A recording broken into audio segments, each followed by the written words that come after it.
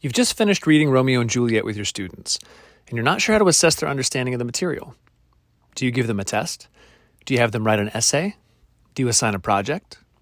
While each of these options can be useful, there's another option that might be worth looking into: classroom discussions.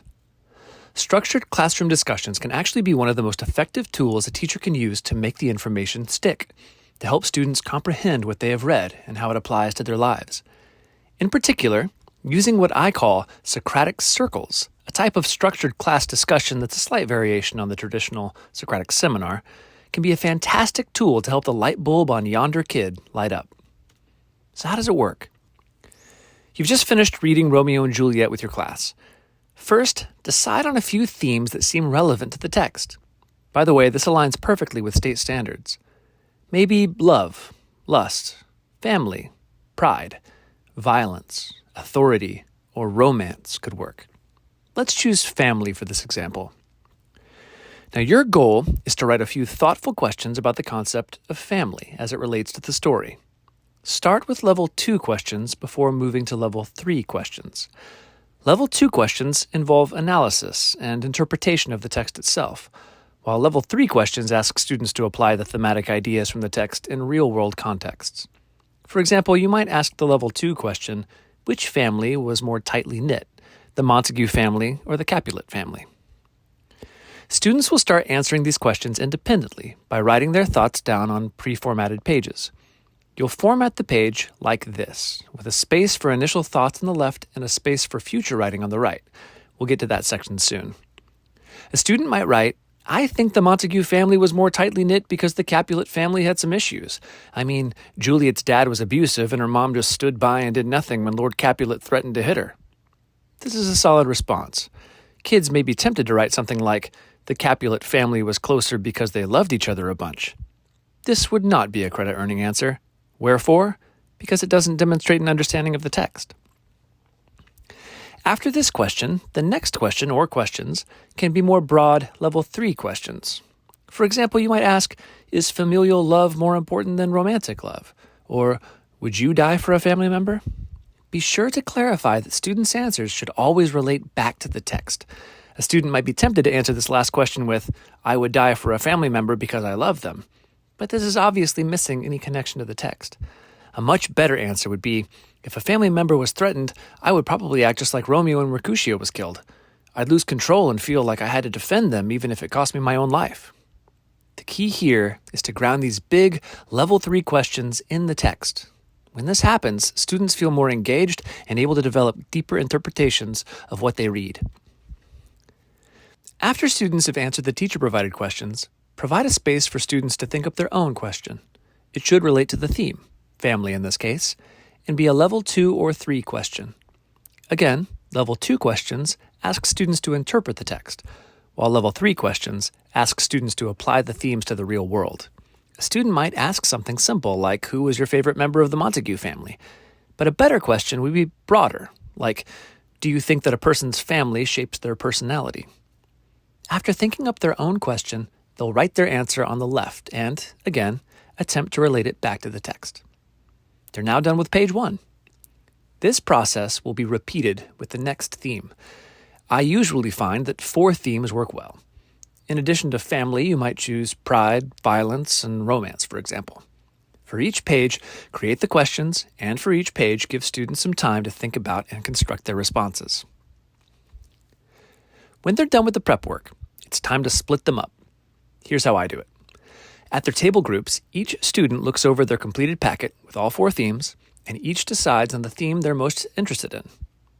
They must have one representative for each theme, though, so sometimes kids end up getting stuck with a theme that wasn't necessarily their first choice. This is why it's important for them to prepare thoughtful answers for all the themes.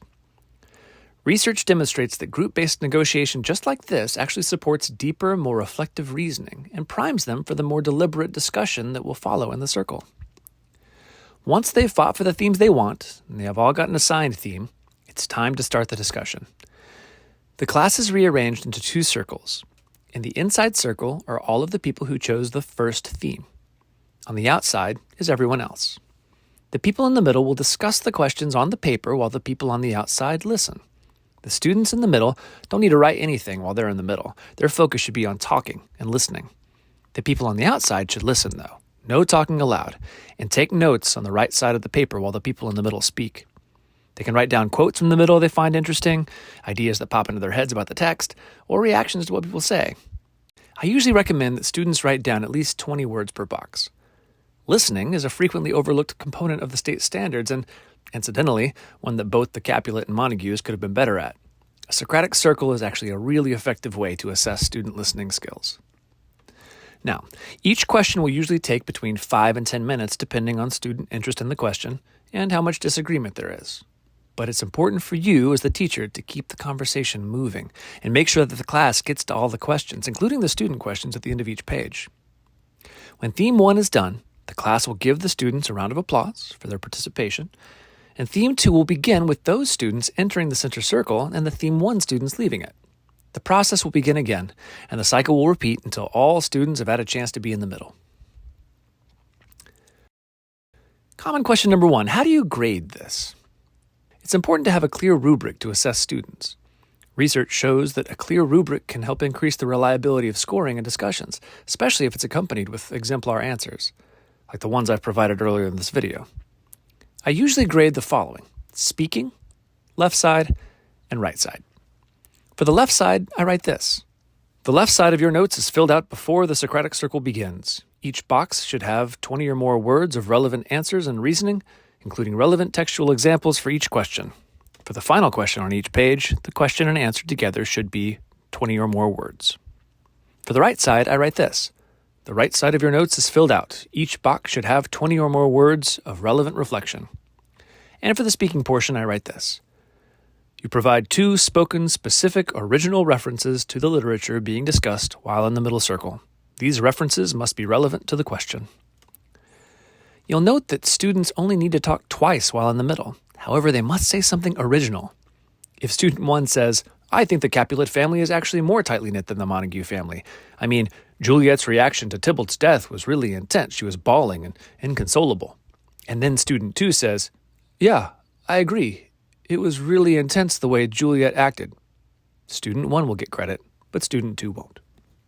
Common question 2. How long does this whole thing take? Students need time to think through their answers by reflecting on the text and considering their ideas. Brainstorming and ideation time significantly impact students' performance in both self-regulation and producing coherent ideas. So I usually give them one 90-minute class for preparation, which includes writing their left side answers, reviewing the rules, looking at the rubric, and divvying up the themes, which usually takes about the last 10 minutes of class. I find that by giving them this much time, the answers are more thorough and thoughtful. The time I allot for the discussion itself depends on the number of questions I ask. If each theme page has 3 questions, then one 90-minute class period should work for the discussion, but more questions will probably mean I need to plan on an extra day. Common question 3. What does the teacher do? Other than keeping track of which kids in the middle have spoken, you can also have fun pushing the kids to think more deeply by playing devil's advocate. This is really the nature of the Socratic method, asking students questions that get them to reconsider their preconceived notions. If, in response to the question, is familial love more important than romantic love, all of the students in the middle are agreeing that family love is more important, then they're probably thinking in terms of high school relationships. It might be fun to use this line of questioning with the middle circle. So, I guess we all agree that family love is more important than romantic love? I mean, they both died because they were so invested in that silly romance. Okay, so it sounds like you guys all agree that family love is more important than romantic love. Yeah. So I assume when you all get married, you'll still choose to live at home with your parents, considering their love is more important to you? This type of question will automatically trigger a response from students, at which point you can step back and see if you've sparked disagreements, made them reconsider their initial thoughts, or entrenched them further in their own opinions. Regardless, they're thinking, and the rest of the class is getting a show, one based around the text and how it applies to real life. One of the best things about a Socratic Circle is its malleability.